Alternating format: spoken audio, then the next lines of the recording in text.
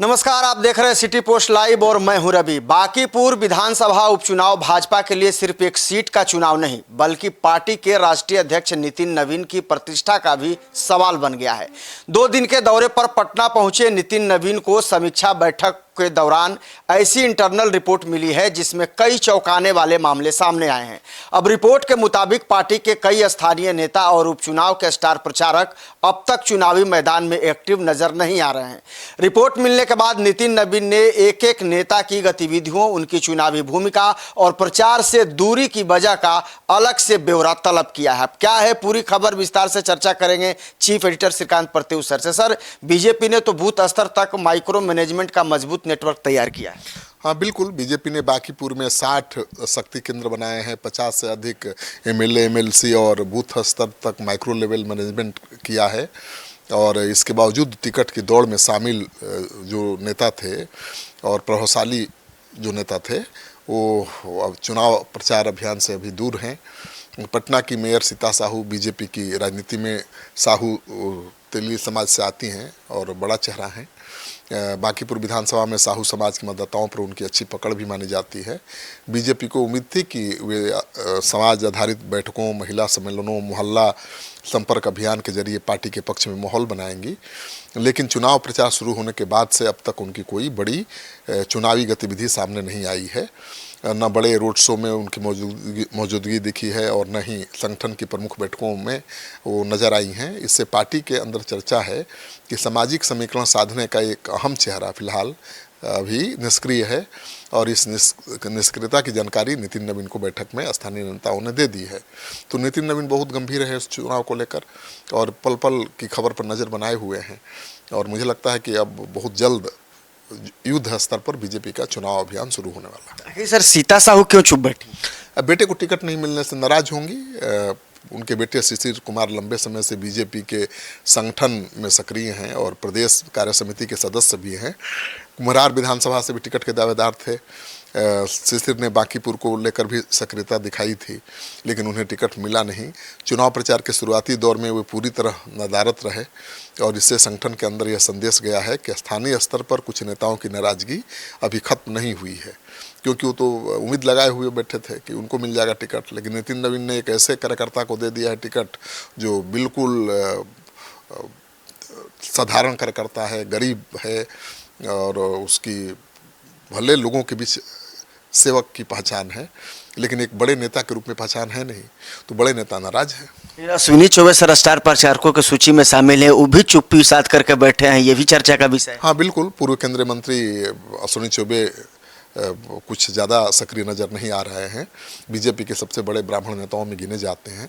उन्हें पार्टी ने बांकीपुर उपचुनाव के स्टार प्रचारकों में शामिल भी किया है। इसके बावजूद चुनाव प्रचार के शुरुआती महत्वपूर्ण दिनों में वे नज़र अभी नहीं आ रहे हैं बांकीपुर में।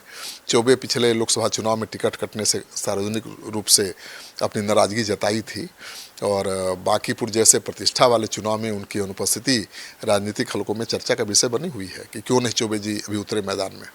पवन सिंह को भी लेकर भी यही सवाल है कि पवन सिंह भी स्टार प्रचारक हैं, लेकिन अभी तक बांकीपुर में पहुंचे नहीं हैं। हाँ, पहुंच जाएंगे। भोजपुरी अभिनेता और हाल ही में विधान परिषद के सदस्य बने हैं पवन सिंह और बीजेपी के सबसे लोकप्रिय प्रचारकों में से एक है मनोज तिवारी। पवन सिंह का भी नाम है प्रचारक में। युवा मतदाताओं और पूर्वांचल समाज में उनकी अच्छी पकड़ भी मानी जाती है।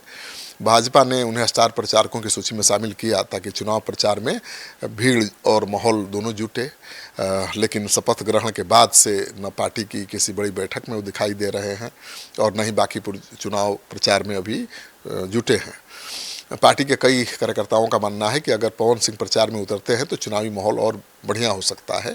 तो अब बीजेपी आजकल में पूरी ताकत झोंक देगी, सब को लगाया जा रहा है काम पर। और अब सांसद रविशंकर प्रसाद अब ज़्यादा वो एक्टिव नहीं दिख रहे हैं। हाँ बिल्कुल, बांकीपुर विधानसभा उनके संसदीय क्षेत्र का हिस्सा है। ऐसे में कार्यकर्ताओं को उम्मीद थी कि लगातार जनसभा करेंगे, रोड शो करेंगे, मोहल्ला संपर्क अभियान में जुटेंगे और प्रशांत किशोर कह भी रहे थे कि इस रविशंकर प्रसाद को नाक रगड़ने के लिए मजबूर कर देंगे और लगता है कि प्रशांत किशोर के इस ऐलान से वो प्रभावित हुए हैं और वो कहीं नज़र नहीं आ रहे हैं। हालांकि अब तक उनकी सक्रियता नज़र नहीं आई है। पार्टी के अंदर ये भी माना जा रहा है कि रविशंकर प्रसाद की मौजूदगी शिक्षित, शहरी और पारंपरिक बीजेपी वोटरों पर असर डाल सकता है। इसलिए अंतिम चरण में उनकी भूमिका और भी बढ़ने की संभावना है। और आप जानते हैं कि शत्रुघ्न सिन्हा भी प्रशांत किशोर के पक्ष में अपील कर चुके हैं। ऐसे में रविशंकर प्रसाद का चुप बैठना तो घातक हो सकता है। बीजेपी के राष्ट्रीय प्रवक्ता अजय आलोक का भी नाम बांकीपुर सीट से संभावित उम्मीदवारों की सूची में चल रहा था। उनकी शहरी पहचान, मीडिया में मौजूद उपस्थिति और कायस्थ समाज में प्रभाव को देखते हुए उन्हें गंभीर दावेदार माना जा रहा था, लेकिन उनको मौका नहीं मिला।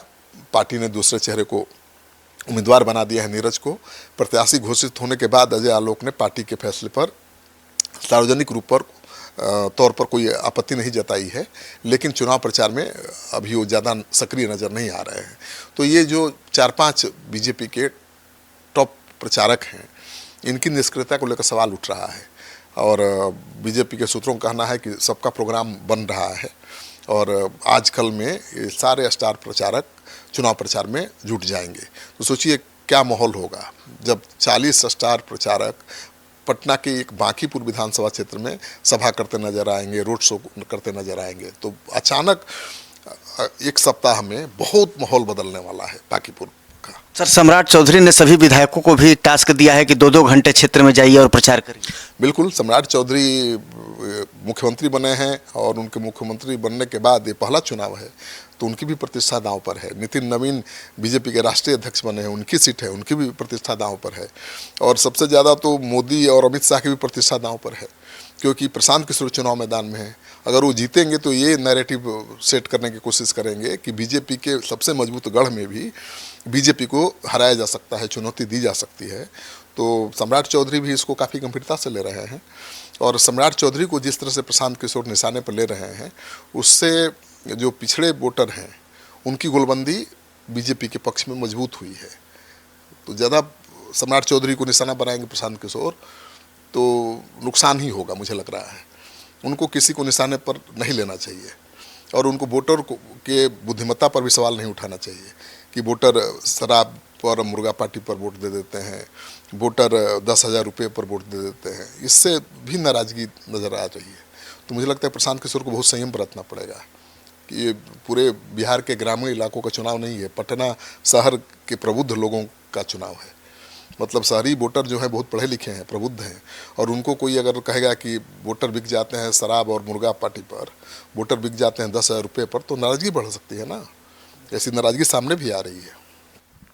तो बिल्कुल, भले ही अभी बहुत ज़्यादा स्टार प्रचारक नज़र नहीं आ रहे हैं, लेकिन बीजेपी का दावा है कि जल्द ही तमाम जो दिग्गज नेता हैं वो चुनाव प्रचार में नज़र आएंगे और कहीं ना कहीं जो गोलबंदी है वो ऐसी करने की कोशिश होगी कि जो चुनाव है वो बीजेपी के पक्ष में हो। लेकिन आप क्या सोचते हैं इस डिबेट को लेकर के, कमेंट जरूर करिएगा और ज़्यादा से ज़्यादा इसे लाइक और शेयर भी कर दीजिएगा। धन्यवाद।